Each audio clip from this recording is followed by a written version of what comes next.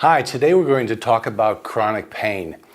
As of 1 hour ago, there were 24,129,357 Australians in Australia.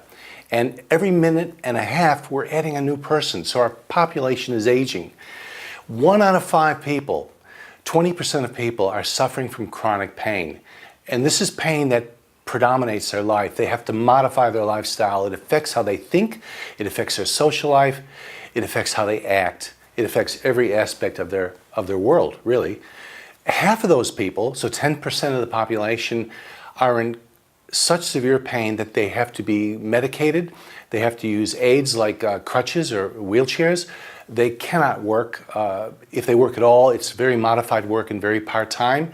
It affects their social life severely and their personal life. And their mental state is seriously affected. Medication, unfortunately, with chronic pain doesn't work that well. Number one, because our body habituates. We get used to it, and we have to increase doses. Number two, opiate medication is recognized by pain specialists themselves is not the best way to go because of the side effects. One being a tendency towards addiction. There are side effects to medication, cardiovascular and stomach irritations and constipation. So if you can get away without medication, if there's other ways of doing it, it would be something to consider. And that's accepted by professionals all around the world in the area of medicine. We know that the way we think about our pain can affect the way our brain processes it. Some people say, are you telling me my pain's between my ears? Well, in a sense, it is because your brain is there and your brain processes pain. It tells us all about our world. When someone has an amputation, it's a well-known fact that they have phantom limb pain. There's no limb there anymore, but they feel it for the rest of their life. Sometimes it itches, sometimes it aches, but the brain remembers it. Someone hasn't told the brain that that's gone. The same thing with an injury that becomes chronic. The tissue may have already healed, but your brain remembers the pain and it ramps it up.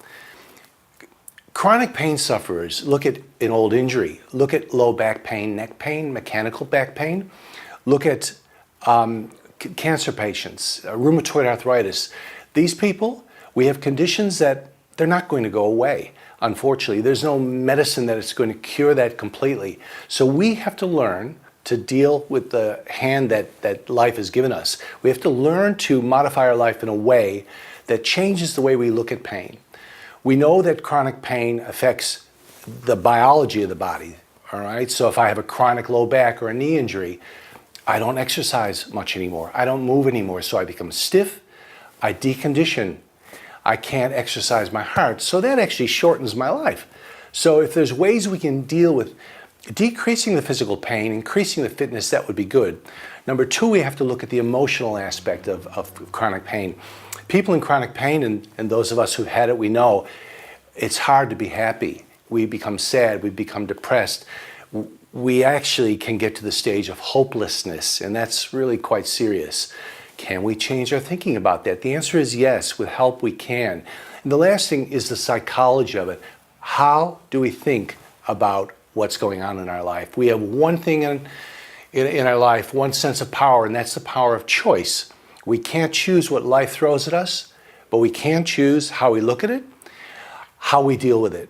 And the tip to managing chronic pain is to find someone who can help you describe what your problem is, what you need to do about it, and how you need to do it. What exercises can you do? How can you change your thinking?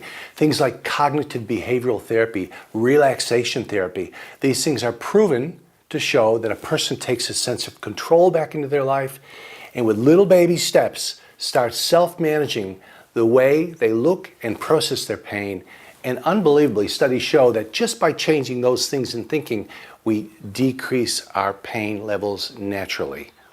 So we'll have more videos on this in the future. Stay tuned. To make sure you get our weekly videos via email, go to the subscribe page or use the link in the description. Another great way to get our video updates is to follow us on social media with the links below. And thank you for watching.